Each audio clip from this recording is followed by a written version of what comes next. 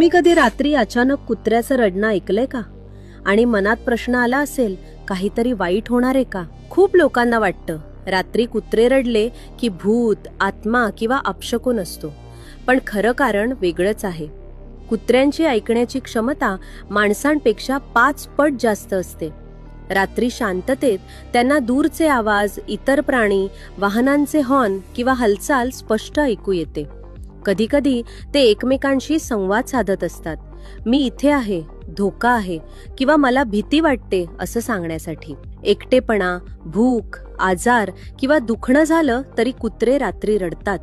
म्हणजे हे रडणं भीतीचं नाही, त्रासाचं संकेत आहे. आणि हो, मृत्यू किंवा अपशकुनाशी याचा काहीही संबंध नाही. हे फक्त वैज्ञानिक आणि नैसर्गिक कारणं आहेत.